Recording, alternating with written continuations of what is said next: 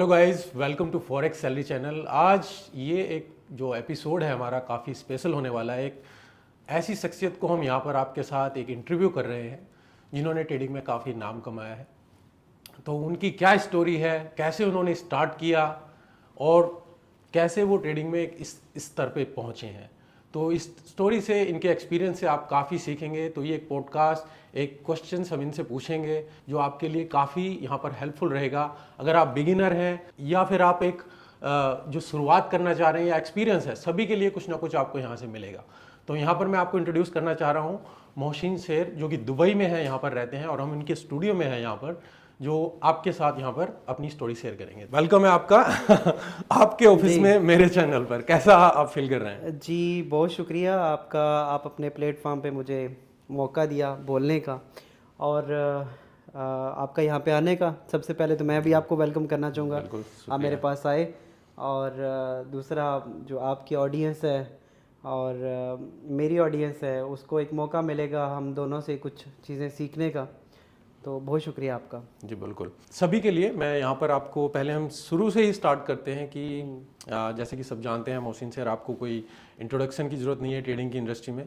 तो आपकी ये ट्रेडिंग कैसे स्टार्ट हुई, क्या आपकी स्टोरी है? आप एक बैकग्राउंड बताएं कि कैसे, मतलब कि आपका बैकग्राउंड क्या था और ट्रेडिंग में कैसे आप आए। मैं असल में 2013 से मैं ट्रेडिंग इंडस्ट्री में आया। उस टाइम तो मैं ज़ाती तौर पे इस इंडस्ट्री में आया था। एक दोस्त थे, उन्होंने जस्ट मुझे एक इंट्रोड्यूस करवाया किसी भी हवाले से। मुझे बिल्कुल उसकी इसका पता ही नहीं था कि ट्रेडिंग है क्या या हम इसको कैसे स्टार्ट कर सकते हैं। और उस टाइम आपको पता होगा, यूट्यूब भी एक बिल्कुल जो ना वो बिगनर लेवल बिल्कुल। पे, और इस तरह के कोई कंटेंट भी इस तरह से चीज़ें नहीं थी। मैंने उन भाई के साथ ही स्टार्ट किया था कुछ इन्वेस्टमेंट के तौर पे। लेकिन आज हम ये चीज़ दोबारा से ये कहना भी चाहेंगे, और इस इंडस्ट्री में काम करते हुए, कि आप किसी को इन्वेस्टमेंट ना दें कभी भी ट्रेडिंग करने के लिए।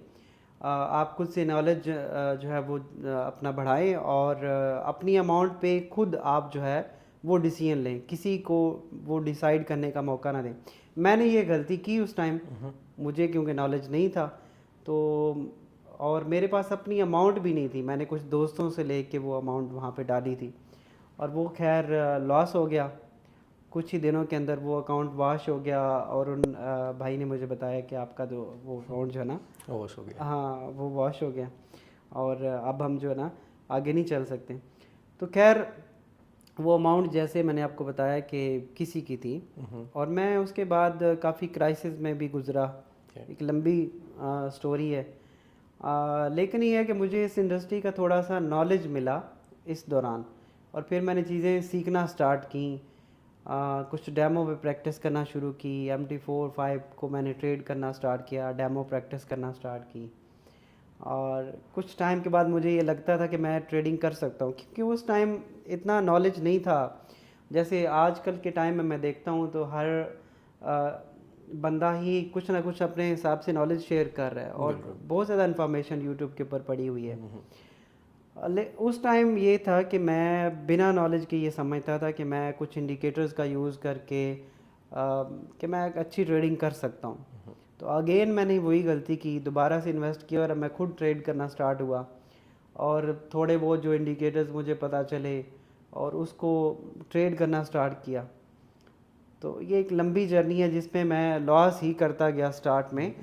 और देन ये डिसाइड किया कि यार ये प्रॉफिटेबल तो है, इसको हम प्रॉफिट बना सकते हैं इसमें, लेकिन ये जो इंडिकेटर्स हैं जिनको हम यूज़ कर रहे हैं, आई थिंक सो ये वर्केबल नहीं है, और इसमें कुछ और चीज़ है जो हमें जिस पे काम करना चाहिए।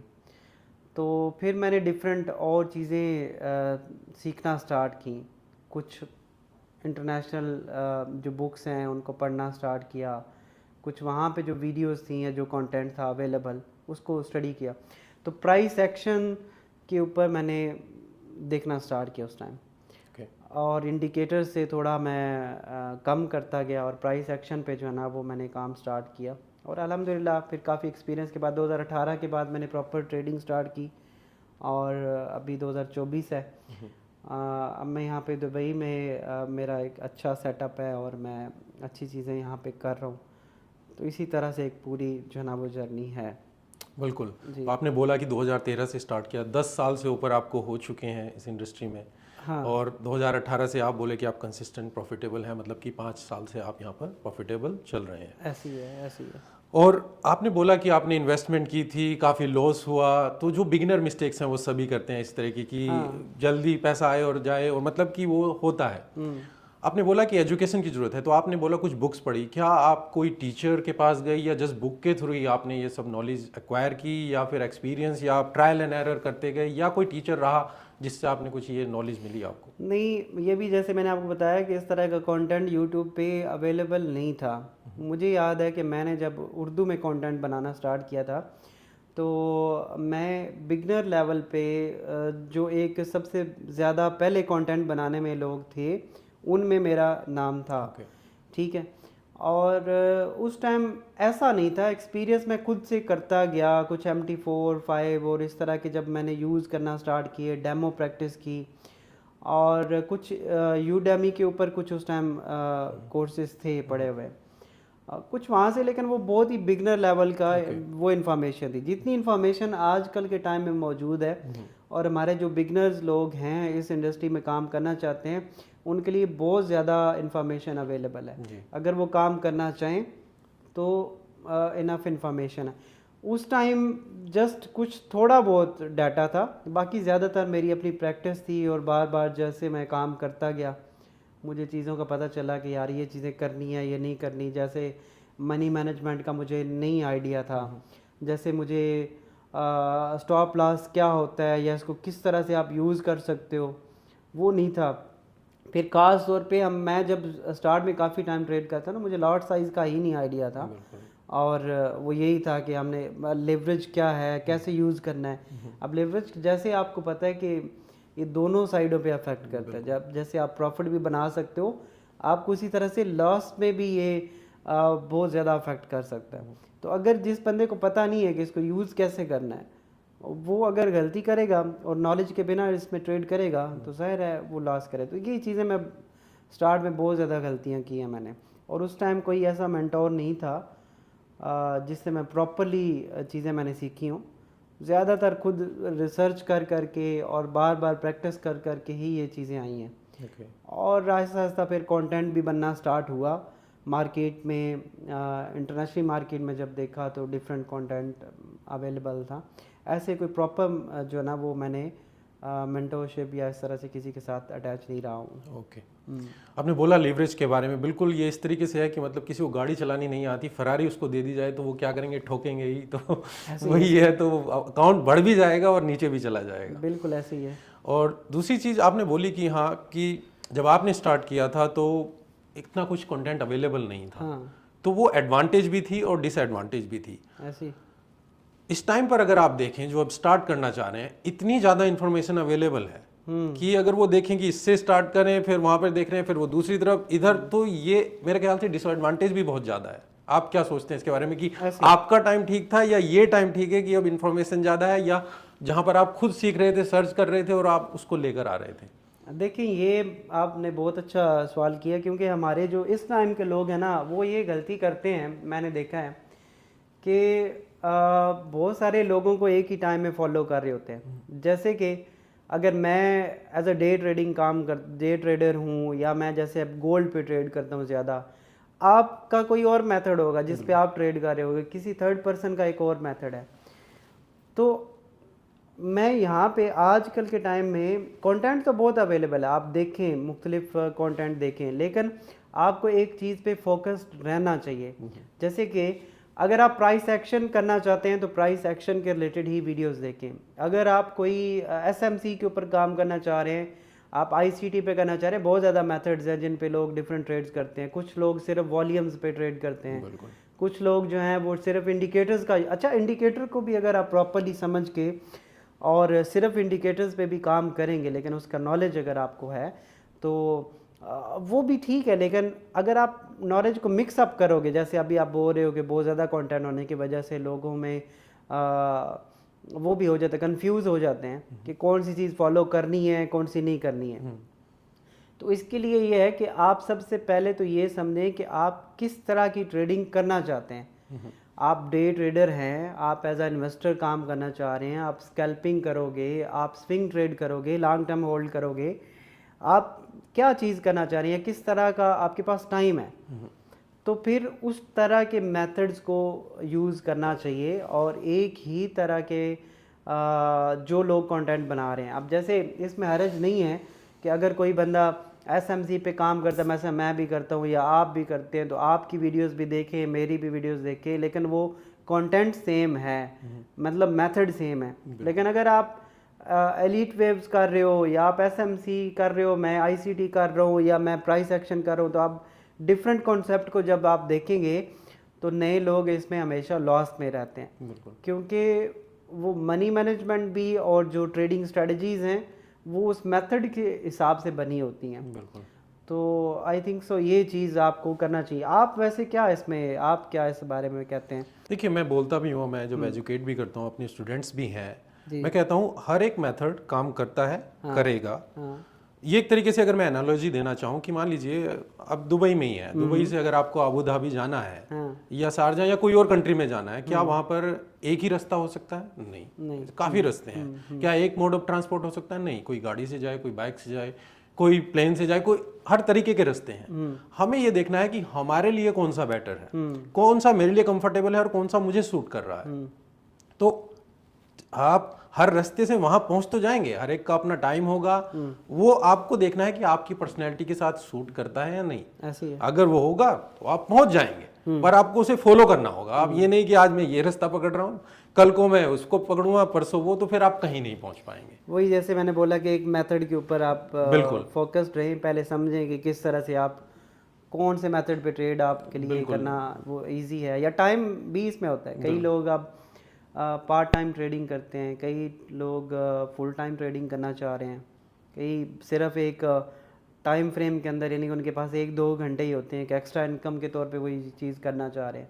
तो उसके लिए फिर डिफरेंट टेक्निक्स का यूज़ करना पड़ेगा। बिल्कुल बिल्कुल, मैं मानता हूँ हर चीज़ काम करती है। इंडिकेटर आपने बोला काम करते हैं, करेंगे, पर आप उस पर रहिए, आप टाइम दीजिए, पहुंच जाएंगे आप उसके साथ। बस जस्ट ये आपको फाइंड आउट करना है कि आपकी पर्सनैलिटी क्या है, क्या आप उससे जेल करते हैं, आप उससे मैच करते हैं।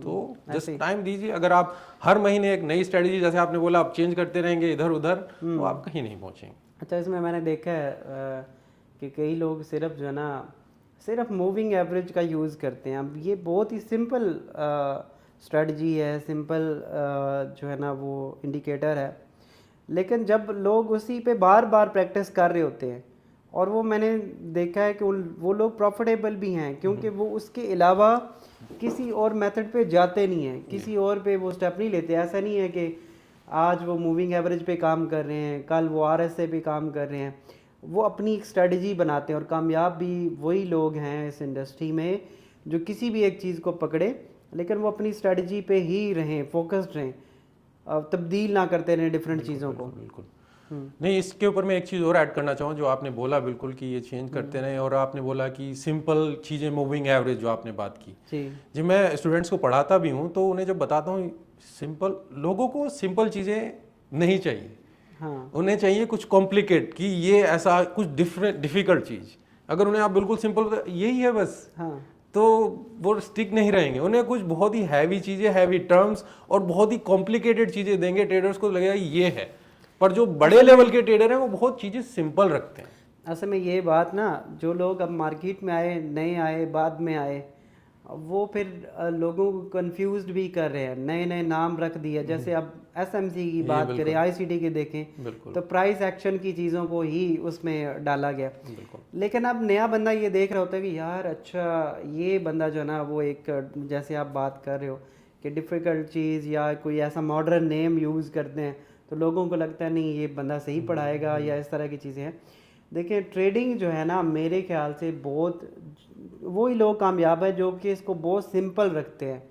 असल चीज़ इसमें मनी मैनेजमेंट है, आपके ऊपर आपका कितना कंट्रोल है वो है। बिल्कुल, ये नहीं है कि आप मेथड कौन सा यूज़ कर रहे हो। अगर आप मेथड कोई भी यूज़ करोगे, अगर आप अपनी, जैसे मैंने अभी पहले बात की कि मूविंग एवरेज कोई चले यूज़ कर लें, लेकिन आपने एक स्ट्रेटजी बनाई कि ये मूविंग एवरेज जब इस पॉइंट पे आएगा तो देन मैं एंटर करूँगा और यहाँ पे एग्जिट कर जाऊँगा। और इसी को अगर आप 100 ट्रेड्स पे अप्लाई करोगे तो आप प्रॉफिटेबल ट्रेडर बन सकते हैं। हालांकि ये बहुत सिंपल स्ट्रेटजी है। RSI को पकड़ लें।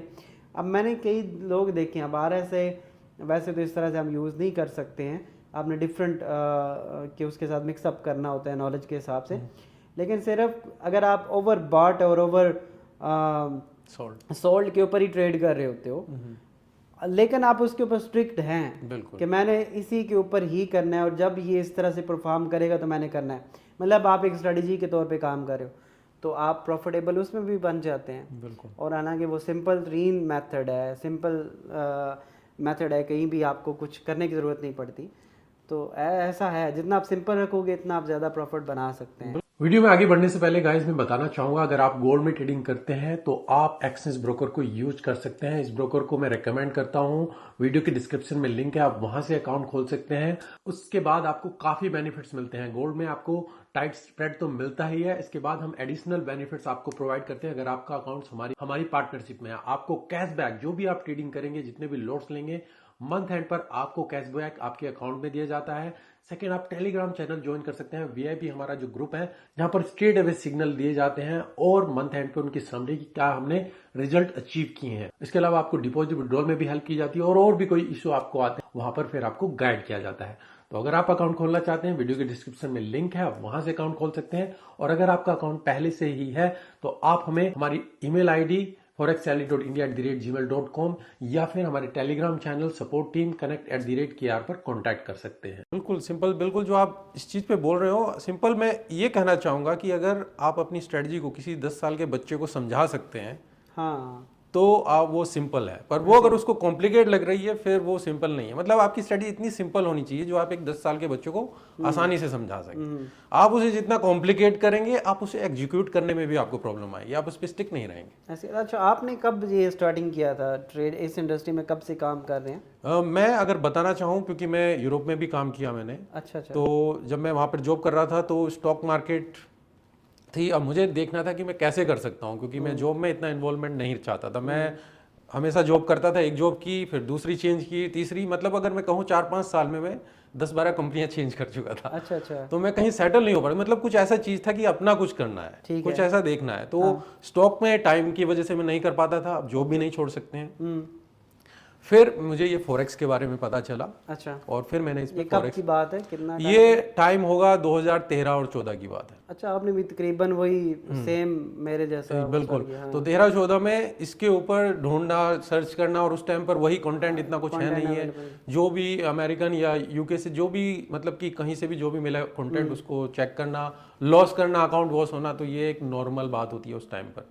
कि आप गिर गिर के सीखते हैं। ऐसे ही है। अब तो अभी आप कौन सा मेथड मोस्टली यूज करते हैं ट्रेडिंग के लिए? अभी तो मैं मोस्टली, मेरा जो मेथड है, मैं स्विंग ट्रेडिंग को प्रेफर करता हूँ। अच्छा। अगर मुझे कोई ट्रेड नहीं मिल रहा है स्विंग के लिए, क्योंकि इमोशंस आते हैं, अगर आप, क्योंकि इसमें आपको बहुत पेशेंस चाहिए होती है। अगर आपके पास पेशेंस नहीं है तो स्विंग ट्रेडिंग आपके लिए। तो जस्ट मैं एक चीज यहाँ पर बात करना चाहूंगा, जो अगर ट्रेडर के लिए भी है, पहले अपनी पर्सनैलिटी को फाइंड आउट करें कि आप किस तरीके की पर्सनैलिटी, और उसके हिसाब से मेथड को चूज करें। अगर आप स्कैल्पिंग, जो आपने मेंशन किया, स्कैल्पिंग, इंट्राडे ट्रेडिंग और स्विंग ट्रेडिंग, आपकी पर्सनैलिटी कैसी है?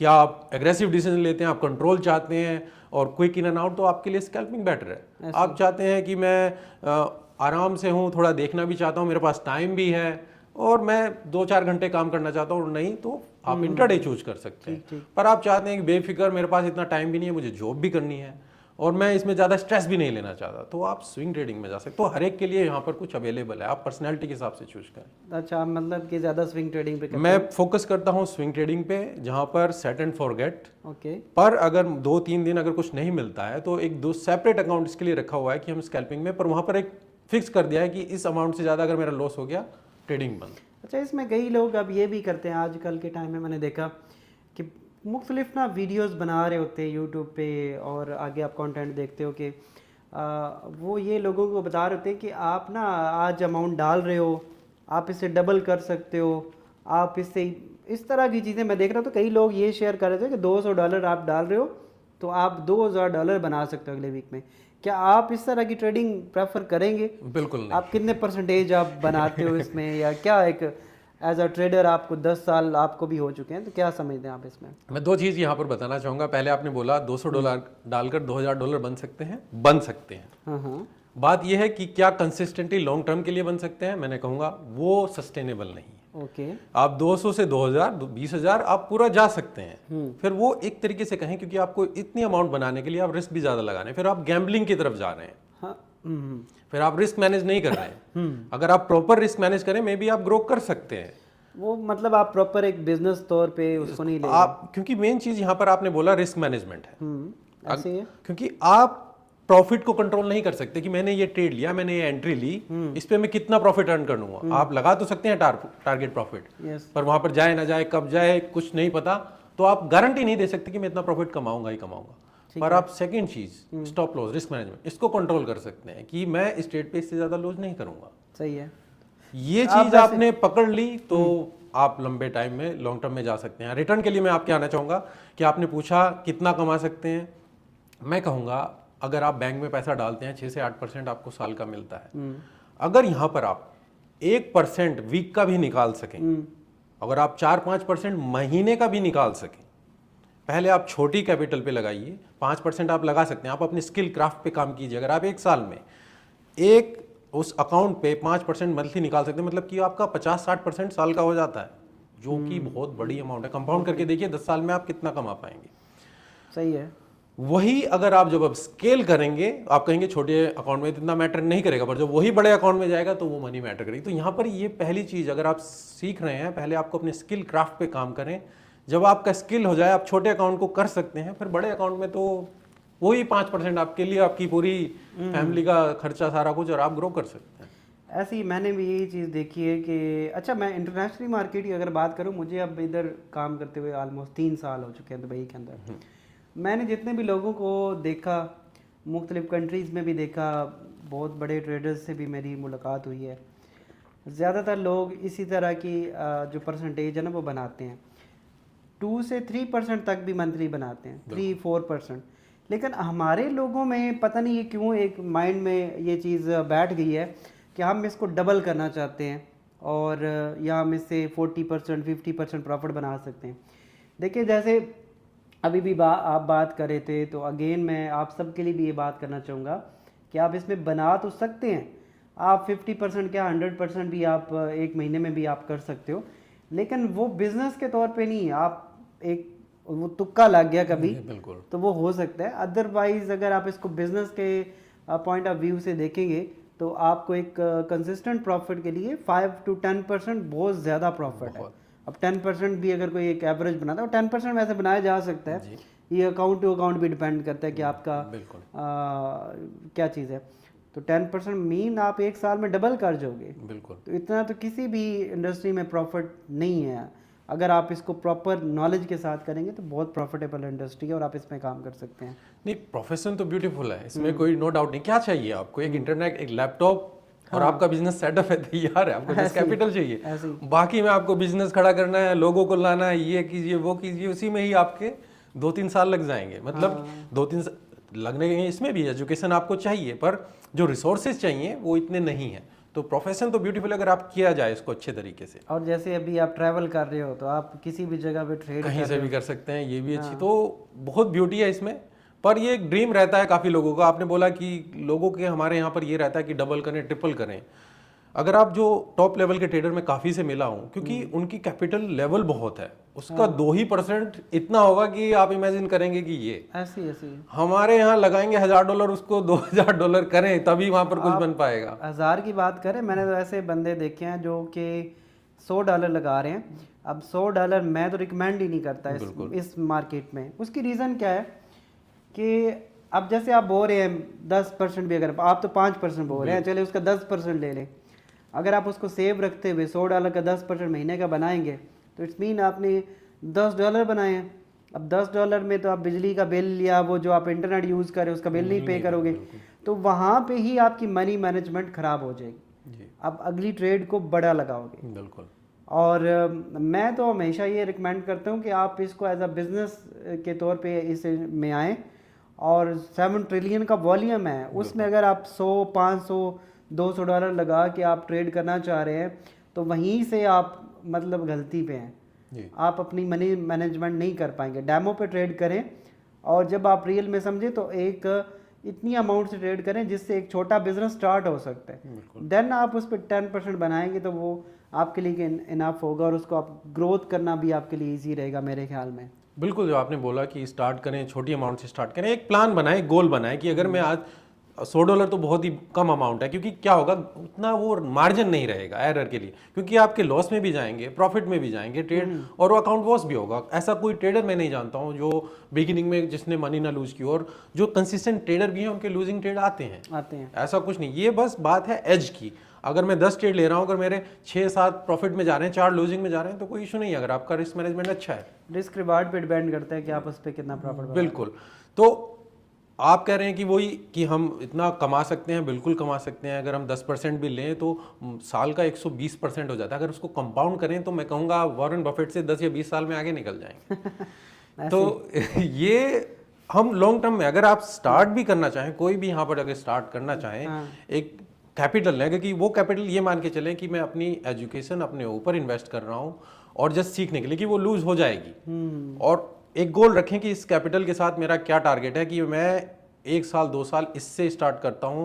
अपने स्किल को इम्प्रूव करें, स्ट्रेटजी पे काम करें, ट्रायल एरर करें, जो भी आप सीख रहे हैं 1 या 2 चीज़ मेथड फाइंड करें अपनी पर्सनैलिटी से और काम करें। तो फिर आप जब स्किल हो जाए फिर आप स्केल कर सकते हैं, आगे बढ़ सकते हैं, अपनी कैपिटल को बढ़ाएं, और जब कैपिटल बड़ी हो जाए उसका 2-3% भी बहुत होता है। आपके ख्याल में एक नया जो बिगनर बंदा आ रहा होता है तो कितने टाइम लगता है उसको एक प्रोफेशनल मतलब ट्रेडिंग मेन होने के लिए, और कितना उसको एक्सपीरियंस करना चाहिए इसमें?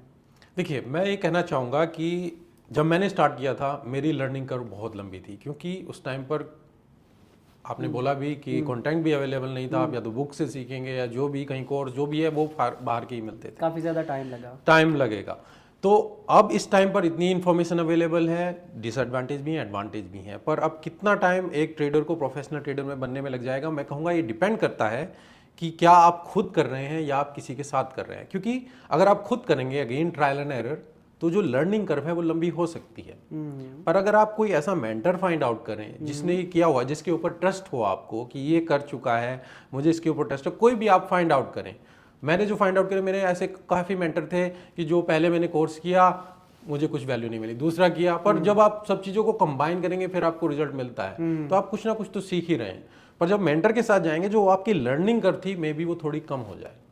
सही है। तो अगर आप खुद कर रहे हैं मे बी आपको 3-4 साल लग सकते हैं, पर अगर आप किसी मेंटर के साथ जाएं तो 1-2 साल तो मैं कहना चाहूँगा कि इतना टाइम आपको देना होगा।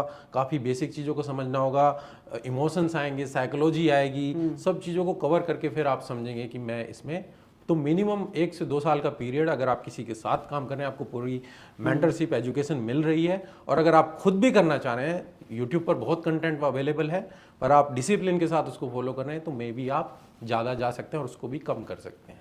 इसमें ये भी है, मैं अक्सर कहता हूँ हमारे जो स्टूडेंट्स हैं कि आप कोई भी एक स्ट्रेटजी बनाते हैं, कोई भी एक, मतलब आपको ये लगता है कि ये मेथड मेरे लिए काम करता है, तो आप उस पर कम अज़ कम 100 ट्रेड्स जो है ना वो एग्जीक्यूट करें, और प्रॉपर मतलब कि रिस्क रिवार्ड के साथ, मनी मैनेजमेंट के साथ, और उसके बाद आपको आइडिया हो जाता है कि ये स्ट्रेटजी आपके लिए काम करेगी या नहीं करेगी। 100 ट्रेड्स के अंदर अगर आपका जो कैपिटल है आप उसको सिर्फ सेव भी रख पा रहे हो, मतलब प्रॉफिट नहीं भी बना पा रहे, तो इट्स मीन कि वो काम कर रही है, और उसको थोड़ा बहुत आप पॉलिश करोगे तो वो आपके लिए एक रीज़नेबल स्ट्रेटजी बन सकती है। ये आपने बहुत अच्छा पॉइंट किया कि आप सेव करें।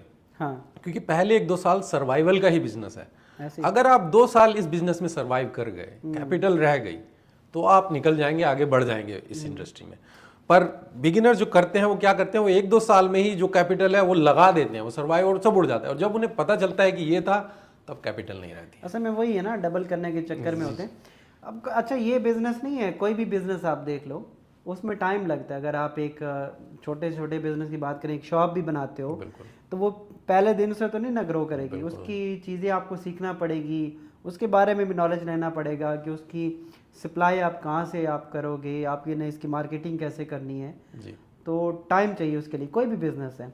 तो ये तो एक बहुत बड़ी इंडस्ट्री है, 7 ट्रिलियन का वॉल्यूम है, इतना आसान नहीं है उसमें मतलब कि सरवाइव करना। मार्केट बहुत बड़ी होने के साथ आपको अपॉर्चुनिटीज़ ज़्यादा देती है, तो इट्स मीन कि वहाँ पे कंपटीशन भी ज़्यादा है, बड़े लोग ट्रेड कर रहे हैं, तो आपने उनके साथ compete करना है। तो मीन आपके पास नॉलेज भी और बाकी चीज़ें आपके पास होना चाहिए। बिल्कुल, दो चीज़ें मैं यहाँ से लूँगा जो आपने बात की है कि बिजनेस सेटअप करेंगे तो टाइम लगेगा। कोई भी प्रोफेशन ले लीजिए, अगर मुझे डॉक्टर भी बनना है तो एटलीस्ट 4-5 साल तो मुझे देने होंगे। आप किसी पर्सन के पास तो नहीं जाएंगे मुझे ऑपरेशन कराना है जो आज ही पास आउट होके निकला है, आप तो नहीं। आप देखेंगे कि वो डॉक्टर है, 4-5 साल उसने लगाए हैं एक्सपीरियंस, उसके पास जाएंगे, उसको टाइम लगा है इतना करने में, तो वही यहाँ पर भी लगेगा इतना टाइम, तो आप समझ के चलिए इसमें। तो आप क्या वैसे ज़्यादा किस चीज़ पे ट्रेड करते हो? आप गोल्ड पे ट्रेड कर रहे हो, करेंसीज पे कर रहे हो, क्या क्या आपके लिए ज़्यादा है? मैं क्योंकि फॉरेक्स में स्विंग ट्रेडिंग पे ज़्यादा फोकस रखता है, तो 10 से 15 पेयर के बीच में रहते हैं, उसमें गोल्ड भी है और फॉरेक्स मेजर पेयर्स ये रहते हैं। ठीक है। और इसी के हिसाब से swing setup daily 4 hour time frame के बेस पे हम ट्रेड देते हैं। तो अगर वीक में 2 से 3 ट्रेड मिल जाए दैट्स इनफ, और सेट एंड फॉरगेट। और अगर टाइम नहीं मिल रहा है कि हाँ मैं कुछ स्कैल्पिंग करनी है एक छोटी अमाउंट के साथ, जो वो इमोशंस आते हैं ना कि बोर हो रहे हैं क्या करें, तो उसके लिए एक ओके ये $50 का अमाउंट लगा दिया, अगर ये लूज हो गया ठीक, नहीं तो ठीक। अच्छा, इसके लिए वो रहता है। कईयों का तो ये भी होता है, मैं भी खैर ये शुरू में हम गलतियां करते रहे, आप भी ज़रूर करते रहे होंगे, कि हमारा ना एक ये भी होता है, जैसे अभी आप बात कर रहे हो ना कि इमोशंस आते हैं और इस तरह, हमारा ये था, मेरा भी ये था कि कंप्यूटर पे ना हर टाइम ट्रेड लगी होनी चाहिए। बिल्कुल अगर ट्रेड नहीं लगी हुई तो मैं ये समझता था कि ये ना काम नहीं हो रहा बिल्कुल है, ऐसे है। बिल्कुल ऐसा बहुत होता है और अभी भी ऐसा होता है, इसीलिए मैं बोल रहा हूँ कि वो स्कैल्पिंग इसीलिए वो रखी हुई है कि हाँ भाई चलो, वो हमें क्या चाहिए होता है एक्साइटमेंट, हाँ, क्योंकि ये बोरिंग बिजनेस हो जाता है। हम चाहते हैं हम हर टाइम इन्वॉल्वमेंट, अगर हम कुछ नहीं कर रहे हैं तो हम कुछ नहीं कर रहे, मतलब कि हम कमा नहीं रहे हैं। ऐसे ही पर इसमें ऐसा नहीं है, इसमें पेशेंस का गेम है, इसमें बाहर बैठना ज़्यादा इंपॉर्टेंट है रादर देन कि हम उसमें ज़्यादा एंटर रहें। आप एक एग्जैक्ट उस पे एंट्री कर। बिल्कुल। आप कौन से पेयर करते हैं, आप क्या ट्रेडिंग प्रेफर करते हैं, आप अपना सिस्टम बताइए कुछ। मैं वैसे मैंने मुख्तलिफ पेयर्स पे ट्राई किया, मुख्तलिफ चीज़ें मैंने प्रैक्टिस की है मार्केट में, लेकिन आहिस्ता आहिस्ता मुझे ये लगा, मैं अपने तौर पे गोल्ड जो है ना वो उसको मैं ज़्यादा ट्रेड करता हूँ। उसमें एक तो वोलेटिलिटी इतनी है कि आपको डेली बेसिस पे कोई ना कोई ट्रेड मिल जाती है, क्योंकि मैं एज अ डे ट्रेडिंग के तौर पे ओके काम कर रहा हूँ। ठीक है, स्विंग ट्रेडिंग भी करता हूँ, लेकिन वो कुछ अकाउंट्स पे या एक लॉन्ग टर्म के लिए, लेकिन ज़्यादातर मैं ये समझता हूँ कि मैं एज अ डे ट्रेडर अच्छा काम कर सकता हूँ। तो उसके लिए फिर यह है कि आपको अपॉर्चुनिटी जो है ना वो गोल्ड में ज़्यादा मिल जाती है रोज़ाना बेसिस पे, जैसे कि अमेरिकन सेशंस के अंदर मैं ज़्यादातर ट्रेड करता हूँ, और उसमें आपको इस तरह की अपॉर्चुनिटी डेली बेसिस पे ही मिलती हैं, तो मोस्टली मैं गोल्ड पे ही ट्रेड करता हूँ। तो आपका टाइम फ्रेम कौन सा टाइम फ्रेम आप रखते हैं? देखिए, इसमें टाइम फ्रेम के लिए मैं जो प्रेफर करता हूँ ना, मैं अपने लिए मैं एंट्री करता हूँ 5 मिनट में। ओके ठीक है, और मैं जो चार्ट देख रहा होता हूँ वो 30 मिनट और H4 का देख रहा होता हूँ। ओके ठीक है, 15 मिनट भी काफ़ी ज़्यादा, लेकिन एंट्री में अक्सर जो है वो 5 मिनट के अंदर जो है ना उसके चार्ट को देखते हुए करता हूँ। और मैं मोस्टली प्राइस एक्शन पे काम करता हूँ, और इसमें साथ में SMC और उसको चीज़ों को मिक्सअप करता हूँ, बट मोस्टली प्राइस एक्शन, क्योंकि प्राइस एक्शन जो है ना मेरे ख्याल में दुनिया में आप किसी भी चीज़ को, जैसे कि ये पानी की बोतल है, और अगर आप इसकी प्राइस को, इस महीने की प्राइस को देखें और लास्ट महीने की प्राइस को देखेंगे या लास्ट ईयर की प्राइस को देखेंगे, तो आप अगले साल की प्राइस को प्रेडिक्ट कर सकते हैं कि क्या प्राइसेस इसमें होने वाली हैं। इसमें कोई इंडिकेटर्स की या वो चीज़ें ज़रूरत नहीं है। आपको अगर इसकी प्राइस पता है कि ये पिछले महीने में इसकी क्या प्राइस थी और इसकी क्लोजिंग कहाँ पे आई है, तो आप अगली प्राइसेस को जो है ना वो फॉलो कर सकते हो। और आजकल के मेथड में SMC और ICT इस तरह के कॉन्सेप्ट को अगर आप मिक्सअप करते हो तो वो बहुत ज़्यादा बेनिफिशियल होता है इसमें। ओके तो 5 मिनट 30 मिनट 1 आवर, और इसके बेस पे आपको डेली कितने ट्रेड मिल जाते होंगे? देखिए, 5 मिनट में मेरा एक ना टारगेट है कि मैंने मोस्टली, अगर मैं देखूं तो मैं 100 पिप की ट्राई करता हूं कि 100 पिप जो है ना वो मैं जनरेट कर पाऊं। ठीक है, अगर ऐसा होता है कि अगर तो पहली ट्रेड भी मुझे 100 पिप मिल जाता है तो मैं ट्रेड नहीं करता हूं। Done for the day. हाँ, उसके बाद मैं ट्रेड नहीं करता हूं। अब अगर तो उसमें लॉस हिट होता है या ब्रेक इवन लग जाता है या कुछ इस तरह से, तो फिर मैं अपॉर्चुनिटी का वेट करता हूँ कि दोबारा से मैं एंटर हो पाऊँ। लेकिन इसमें ये है कि अगर मैं स्टॉप लॉस 2 स्टॉप लॉस मेरे हिट होते हैं तो भी मैं ट्रेड नहीं करता हूँ। ओके।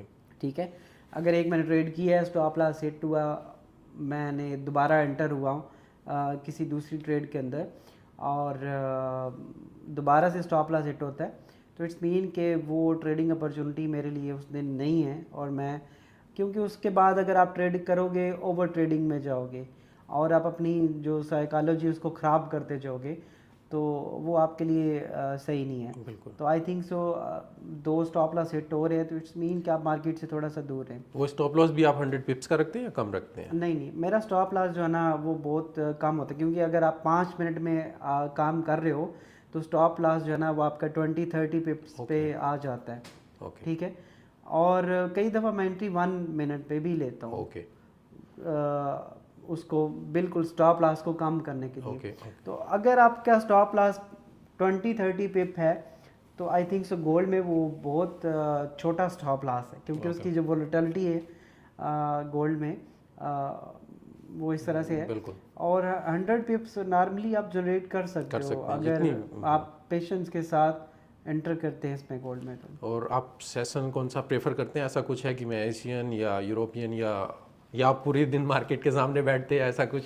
नहीं, अभी जैसे आप मेरे साथ ही ऑफिस आए हैं, मैं एक तो ऑफिस आता हूँ 2 से 3 बजे, क्योंकि अमेरिकन सेशन ओपन होता है दुबई में अगर देखा जाए तो 5:30 बजे के आजकल के टाइम में 5-5:30 बजे। तो मैं ज़्यादातर जो है ना वो अमेरिकन सेशंस में ट्रेड करता हूँ। ठीक है, लेकिन कभी मैं यूरोपियन सेशन में भी अगर अपॉर्चुनिटी हो तो करता हूँ, लेकिन मोस्टली मैं यूएस सेशन में ही ट्रेड करता हूँ। ओके। तो यूएस सेशन, तो जस्ट मैं आपका एक सिस्टम समझने के लिए, आपने बोला कि 100 पिप्स आपका टारगेट है, अगर हिट हो जाता है तो आप आउट, और मैक्सिमम लॉस 30 पिप्स के आसपास एक ट्रेड पर। अगर आपके 2 ट्रेड भी गए तो 60 पिप्स के आसपास, तो स्टिल लॉन्ग टर्म में आप प्रॉफिटेबल रहेंगे। और आप अगर 2 ट्रेड डे के ले रहे हैं और 5 दिन लगाएं तो आप 10 ट्रेड के आसपास एक वीक में ले लेते हैं, इतना आपका एवरेज रहेगा। हाँ ऐसे ही है। अब जैसे कि आज यूएस सेशन से पहले ही, जैसे अभी मैंने आपको पिक किया ना आपके डेस्टिनेशन से, तो उससे पहले मुझे एक अपॉर्चुनिटी नज़र आई तो मैंने वहाँ पे ट्रेड किया। 60 पिप अल्हम्दुलिल्लाह हमने कोई 10 मिनट में जनरेट कर लिए थे। ठीक है, लेकिन उसके लिए वेट करते रहे हैं ट्रेड का कि उस लेवल पे मार्केट आती है देन हम एंटर होंगे। तो 60 पिप तो अभी यूएस सेशन ओपन हुआ नहीं है, हमने जनरेट किए। 40 पिप मजीद हम जो है वो इसमें करेंगे, लेकिन ये कोई जिद नहीं है, ऐसा नहीं है कि कमाना ही कमाना है, 100 पिप्स लाने ही लाने, वो थोड़ा एक फिर डिफरेंट माइंड सेट हो ऐसे नहीं। अब जैसे कल की हम बात करें तो मार्केट साइड में रही है बहुत ज़्यादा। बिल्कुल। ठीक है, तो मैंने ट्रेड एक ली, स्टॉप लॉस हिट हुआ, दूसरी ब्रेक इवन पे गया, तो वो साइड वे पे मार्केट चल रही थी, क्योंकि मार्केट जो है ना जैसे ही उसके सपोर्ट पे आ रही थी तो नीचे से भी विक छोड़ रही थी, रेजिस्टेंस पे भी विक छोड़ रही थी, तो मैं बंद कर दिया ना उस पर, दोबारा से मैंने ट्रेड में एक्टिव नहीं हुआ। ट्रेडर को ये पता होना चाहिए कि कब रुकना है, मतलब कि गाड़ी चलानी, स्पीड करना वो तो है, पर ये भी पता होना चाहिए कब ब्रेक लगाने हैं। अगर आपको ब्रेक लगाना नहीं आता है तो भी आप कहीं ना कहीं क्रैश करेंगे। देखिए इसमें राना भाई ये चीज़ है कि मार्केट में कोई भी बिजनेस है, कोई भी बिजनेस है, आप इसको एज अ बिजनेस ही डील करें तो आप ज़्यादा प्रॉफिटेबल बन सकते हो। बिजनेसमैन हमेशा ये सोचता है कि उसने एग्जिट कब करना है, कि अगर उसकी ये स्ट्रेटजी है, ये चीज़ परचेज कर रहा है और इतना लॉस होने के बाद वो इस चीज़ को छोड़ देगा। तो जब आप ये करना स्टार्ट कर जाओगे ना तो आप इसमें प्रॉफिट बना सकते हैं। जब आप ज़िद लगा लोगे मार्केट से कि नहीं यार मैंने तो डबल करके ही छोड़ना है, या मैं इतना प्रॉफिट आज बना के छोड़ूंगा, कई लोगों ने ये टारगेट रखा था $100 मैंने बनाने हैं। बिल्कुल। ठीक है, लेकिन वो फिर रोज़ के अगर नहीं बन रहे, जैसे मैं आपको बता रहा हूँ कि मेरे अगर 100 पिप नहीं बना रहे, मैं नहीं बना पा रहा, तो मैं छोड़ देता हूँ मार्केट की सिचुएशन के हिसाब से, क्योंकि कल हम ज़्यादा अच्छी ट्रेड बना सकते हैं। और पूरे एक मंथ के हिसाब से आप एक लॉन्ग टर्म जो टारगेट है उसको लेके चलेंगे तो आप प्रॉफिटेबल रहते हैं। बिल्कुल, ये जो आपने बोला पॉइंट कि नहीं मिल रहे हैं तो आप साइड में बैठे रहिए, क्योंकि मार्केट कहीं नहीं जा रही है। मार्केट 24 आवर्स है, 5 डेज ओपन है। अगर आज अपॉर्चुनिटी नहीं मिल रही है तो कल मिल जाएगी। अगर आप वही सर्वाइव कर रहे हैं अपने आप को, मतलब इस गेम में बने रह रहे हैं, बिजनेस में बने रह रहे हैं, तो आपको अपॉर्चुनिटी आएगी। जस्ट पेशेंस चाहिए होती है यहाँ पर। अच्छा इसमें ये है कि अच्छा ट्रेड ना करना, ये पहले मैं जैसे आपको बता रहा था ना कि मैं ट्रेड नहीं करता था तो मुझे टेंशन होती थी कि यार मेरे कंप्यूटर पर ट्रेड लगी हुई नहीं है, इट्स मीन कि मैं काम छोड़ूं या कुछ काम नहीं नहीं कर कर रहा। लेकिन मैंने ये वक्त के साथ साथ ये चीज़ सीखा है कि ट्रेड ना करना भी एक ट्रेड है, बिल्कुल कि आप उसका वेट कर रहे हो कि कहाँ पे प्राइसेस आएंगी तो मैं एंटर होऊंगा। और ये चीज़ें साथ साथ आती हैं जब आपके पास कोई स्ट्रेटजी हो। अगर आप अन्यवार ट्रेड कर रहे हो, जस्ट आप कैंडल्स देख रहे हो, रेड बनती है तो सेल कर देते हैं, अगर आप ग्रीन बनती है तो बाय कर देते हैं, तो फिर तो जाहिर है आप बार बार ट्रेड करोगे, बार बार लॉस करोगे और एक एक दिन में भी आप अपने अकाउंट को वॉश कर जाते हैं। तो गोल्ड में आपने बताया कि गोल्ड में आप ट्रेड करते हैं, तो वही है, अगर आप स्विंग ट्रेडिंग करते हैं तो जैसे मेरा सिस्टम है तो एटलीस्ट आपको पेयर ज़्यादा रहे। अगर मैं एक पेयर को रखूंगा तो फिर मुझे मे भी बहुत ज़्यादा पेशेंस चाहिए होगी, पर वही आपका सिस्टम है कि आप छोटे टाइम फ्रेम में रखते हैं तो आप एक पेयर ना, फिर आपको 10 पेयर की जरूरत नहीं है। तो इस हिसाब से ये चीज़ें आपको फाइन ट्यून करनी पड़ती हैं, क्या आपकी पर्सनैलिटी है, कैसे आपका सिस्टम है और कैसे फिर आप उसको। हाँ, जैसे आपने बोला ना कि आप स्विंग ट्रेड कर रहे हो, तो आप स्विंग में आपको जाहिर है वो वीक में हो सकता है कि ट्रेड मिले, बिल्कुल तो उसके लिए आप डिफरेंट पेयर्स पे फिर काम करते हो। जैसे आपने मेजर्स बोला, अब कई दोस्तों को ये पता नहीं होगा कि मेजर्स पेयर्स कौन से होते हैं, तो आप थोड़ा सा बताएं। जी मेजर बिल्कुल, पेयर। जी बिल्कुल। जो मेजर पेयर्स हमारे यूएसडी जहाँ पर कॉमन रहता है, जो हमारी डेरिवेटिव रहते हैं, हमारे 7 मेजर पेयर्स हैं। Euro USD, GBP USD, USD Swiss franc, USD Japanese yen, AUD USD, NZD USD और यूएसडी कैड। आई होप मैंने 7 कवर कर लिए। सही है, मतलब जिसके साथ यूएस, सिंपल अल्फाज में यूएसडी जिसके साथ ट्रेड कर रहा है, इट्स मीन वो मेजर पेयर है और वो बड़ी करेंसीज हैं। और उसमें एक फ़ायदा ये भी है, उसमें एक आपकी कॉस्ट भी कम आएगी, क्योंकि ब्रोकर जो है, अगर आप डेरिवेटिव पेयर जिसमें यूएसडी कॉमन नहीं होता है, आपके स्प्रेड चार्जेस भी ज़्यादा होंगे, वॉलेटिलिटी कभी कभी स्ट्रक्चर अच्छे से फॉलो नहीं होता है। इन पेयर्स में गोल्ड इसको भी मिला के इसमें अच्छे स्ट्रक्चर और अच्छी वॉल्यूम भी रहती है, तो यहाँ पर ट्रेड करना, अगर बिगिनिंग में कर रहे हैं तो मैं नहीं कहूँगा कि आप ऐसा पेयर फाइंड आउट करें ओजी स्विस फ्रैंक, आप वहाँ से ट्राई करें।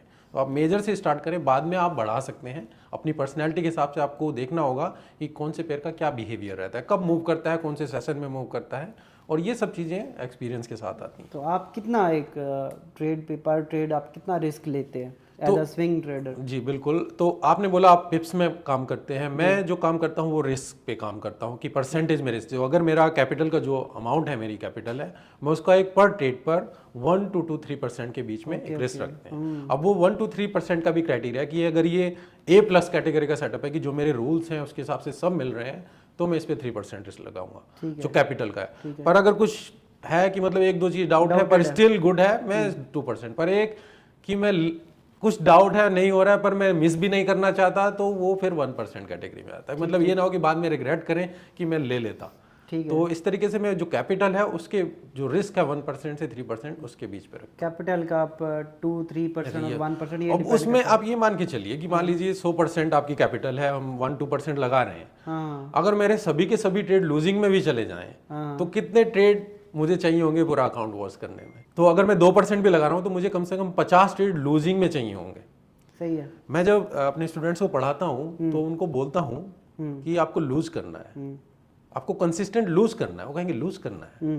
अच्छा। कहते ये तो हम प्रॉफिट करने आए थे, आप हमें यहाँ पर लूज कराने से कर। मैं यही चीज़ है मेन। हाँ, आपको जो आप करते हैं जस्ट वही कीजिए, बस आपके ट्रेड लॉस में जानी चाहिए। 50 ट्रेड मुझे लूजिंग में लाके दिखाइए, टारगेट प्रॉफिट सेटअप कर दीजिए, स्टॉप लॉस सेट कर दीजिए, और आपको कुछ नहीं करना। मतलब वो लूज नहीं कर पाते, मैं आपको बताना चाहूंगा। अच्छा।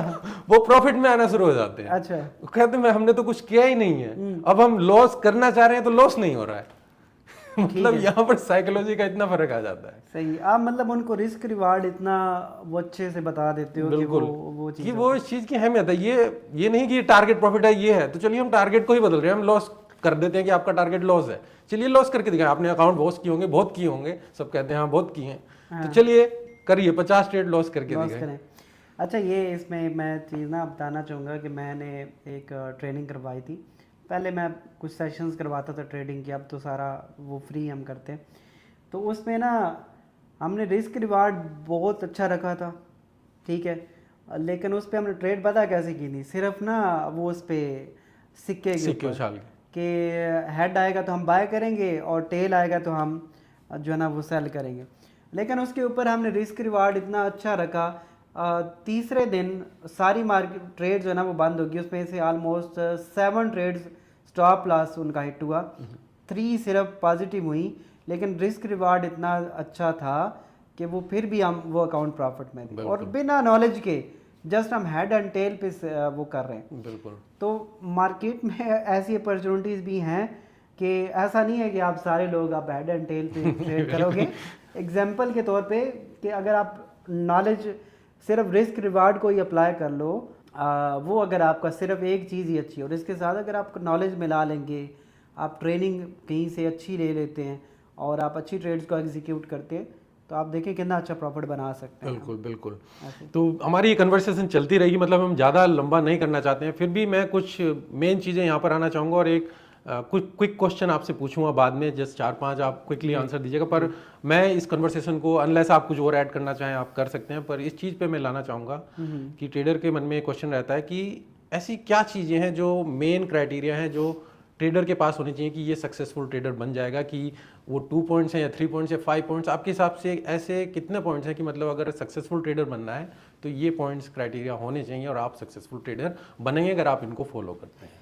देखिए, सबसे पहले तो मैं यही बोलना चाहूँगा कि आप स्टार्ट में आए, डेमो पे प्रैक्टिस करें। जैसे मैंने आपको बोला कि एक स्ट्रेटजी बनाएं। पहला पॉइंट तो ये है कि आप कोई भी एक स्ट्रेटजी के ऊपर काम करें और उसके बाद आप उस स्ट्रेटजी पे 100 ट्रेड्स को एग्जीक्यूट करें। अगर वो प्रॉफिटेबल हैं, नहीं भी प्रॉफिटेबल हैं लेकिन आपका अकाउंट उसमें बचा हुआ है, वो वॉश नहीं हो रहा या लॉस में नहीं जा रहा, तो इट्स मीन कि वो स्ट्रेटजी काम कर रही है। ठीक है, तो पहले अपना एज फाइंड आउट करें। हाँ, कि आप किस तरह के ट्रेडर्स हैं और उसके ऊपर स्ट्रेटजी बनाएं। और दूसरा, आप इस पे जो मेन चीज़ है ना, मैं जो चीज़ समझता हूँ, किसी भी मेथड को आप फॉलो करें, आप प्रॉफिटेबल बन जाएंगे। आपका risk reward ratio, money management जिसकी स्ट्रांग है और अपने ऊपर कंट्रोल है, वो इस इंडस्ट्री में काम कर सकते हैं। अगर किसी को कंट्रोल नहीं है और वो बदले लेने के ऊपर जो है ना वो यकीन रखता है कि मार्केट को अगर उसने हमें लॉस किया है तो हम उससे अब डबल अमाउंट निकालेंगे, तो वो कभी भी प्रॉफिटेबल नहीं बन सकता अगर उसको कंट्रोल नहीं है इसके ऊपर। तो ये कंट्रोल, अपनी स्ट्रेटजी और इसके ऊपर आप जो कैपिटल है वो थोड़ा सा रीज़नेबल रखें, तो आप इसको बिजनेस के तौर पे करें तो इंशाल्लाह आप इसमें अच्छी। बिल्कुल, मैं पूरी तरीके से आपसे एग्री करता हूँ। यही चीज़ 3 पॉइंट आपने कवर करें और वही 3 पॉइंट मैं करता हूँ। पहले आपको स्ट्रेटजी फाइंड आउट करनी है, जो आपकी पर्सनैलिटी, टाइम फ्रेम, ये सब चीज़ें आ जाती है। एक स्ट्रेटजी, एक एज। दूसरा आपका रिस्क मैनेजमेंट और तीसरी आपकी साइकोलॉजी। ये जैसे एक ट्रायंगल है। अगर आप फेल हो रहे हैं, ट्रेडर सक्सेसफुल नहीं बन पा रहे हैं, तो फाइंड आउट कीजिए कि आपकी स्ट्रेटजी में वो एज है या नहीं है। उसको बैक टेस्ट कर सकते हैं, जो आपने बोला 100 ट्रेड लें और तब पता चले आप। दूसरा, अब आपकी स्ट्रेटजी ठीक है, रिस्क मैनेजमेंट पे देखिए, क्या आप अननेसेसरी रिस्क तो नहीं लगा रहे, रिवेंज ट्रेडिंग तो नहीं कर रहे, या एक ही ट्रेड में इतना सारा रिस्क लगा रहे हैं। और तीसरा फिर आपका आ जाता है साइकोलॉजी, जो कंट्रोल आपने बोला। अच्छा, इसमें अब जैसे देखें ना, दोनों चीज़ें कॉमन है। हमने किसी भी स्ट्रेटजी को इसमें जिक्र नहीं किया कि प्राइस एक्शन पे करें तो आप कामयाब हो जाएंगे या एसएमसी, सारे मेथड्स काम करते हैं। बिल्कुल, नॉलेज जिसके ऊपर भी आपको है और प्रॉपर नॉलेज है वो काम करेगा, लेकिन main cheese at the end आपकी मनी मैनेजमेंट और आपने उसके ऊपर कंट्रोल कितना, वही है। दोनों चीज़ों में यही चीज़। बिल्कुल। तो मुझे जल्दी जल्दी अगर आप आंसर देंगे, 5 क्वेश्चन पूछते हैं, ठीक है? जितनी जल्दी आप आंसर देखेंगे, क्या चीज़ आप प्रेफर करते हैं, टेक्निकल या फंडामेंटल? टेक्निकल। गोल्ड या बिटकॉइन? मैं तो गोल्ड ही करता हूँ, ये आपके लिए ऑब्वियस है। स्कैल्प या इंट्राडे? ये डिपेंड करता है। वो जैसे हमने पहले बोला, डिपेंड करता है पर्सनालिटी के ऊपर। मैं इंट्राडे करता हूँ, आप स्विंग करते हैं। बिल्कुल, तो ये डिफरेंट है। और जो मेन है, मे बी आपको इसमें थोड़ी कंफ्यूजन हो, रिस्क टू रिवॉर्ड इंपॉर्टेंट है या स्ट्रेटजी इंपॉर्टेंट है? नहीं, रिस्क टू रिवॉर्ड ज़्यादा इंपॉर्टेंट है। स्ट्रेटजीज तो आप कोई भी अप्लाई कर लो, लेकिन रिस्क टू रिवॉर्ड अगर आपका स्ट्रांग है और आप उस पर स्ट्रिक्ट रहते हैं, स्टॉप लॉस ये नहीं कि आपने लगा के फिर ऊपर कर दिए, तो वो इम्पोर्टेंट है। मैं एग्री करता हूँ, बिल्कुल मैं एग्री करता हूँ, बिल्कुल ठीक। दुबई या वर्ल्ड में और कोई कंट्री आप जाना चाहेंगे? देखिए, मैंने काफ़ी कंट्रीज़ को घूमा है, देखा है। कई लोग ये भी कहते हैं कि आप दुबई में क्यों रह रहे हो किसी और, लेकिन ये एज अ ट्रेडर जो है ना, ये बेस्ट कंट्री है और मैं तो यहाँ पे ही रहना चाहूँगा। बजाय इसके ये नेशनलिटी नहीं देते, लेकिन फिर भी मैं दुबई को प्रेफर करता हूँ। और मैं कहीं भी कंट्री गया हूँ ना, मुझे एट द एंड दुबई ही अच्छा लगा है और मैं यहाँ पे रहना चाहूँगा। जब यहाँ पर जी। ख़त्म करेंगे कि आपकी कोई लास्ट एडवाइस या कुछ ऐसी चीज़ जो आप एडवाइस देना चाहेंगे ट्रेडर के लिए जो अपनी जर्नी स्टार्ट करना चाहते हैं या जो स्ट्रगल कर रहे हैं या जो अपने बिजनेस को स्केल करना चाहते हैं, क्या एडवाइस आप देना चाहेंगे? देखिए एडवाइस सारी हमने पूरी जो जितनी भी अभी हमारी बात हुई है उसमें यही चीज़ है कि आप जो है इसको बिज़नेस के तौर पे करें और एक परसेंटेज या आप जितना एक बिज़नेस में एक कमा सकते हैं आप उस तरह से माइंडसेट बनाएं। डिफरेंट लोगों की वीडियोस को देख के ऐसे ही ना इंटर हो जाए बिना नॉलेज के कि आप इसमें जल्दी से अमीर हो जाओगे या ये कोई पैसे बनाने वाली मशीन है, तो ऐसा नहीं है। आप इस इंडस्ट्री को एक प्रॉपर बिजनेस समझ के करें तो आप इसमें बिल्कुल कामयाब हो सकते हैं और मेरी तरह आपकी तरह एक लाइफ टाइम जो है ना इसको एक बिज़नेस मॉडल बना सकते हैं और इस अपॉर्चुनिटी से फ़ायदा उठा सकते हैं। आप भी थोड़ा इसमें ऐड करें कि आप क्या एडवाइस देंगे इनको। मैं बिल्कुल आपसे एग्री करता हूँ, जो आपने बोला आप इसे बिजनेस मॉडल की तरह देखें और मैं कहूँगा कि आप अपने ऊपर इन्वेस्ट करें, अपनी एजुकेशन के ऊपर इन्वेस्ट करें। आप इसे खर्चा ना समझें कि मैं इसको ये पैसे दे रहा हूँ या किसी मेंटर को दे रहा हूँ। आप अपने ऊपर इन्वेस्ट कर रहे हैं क्योंकि तभी आप यहाँ पर एक्सपेंड कर सकते हैं।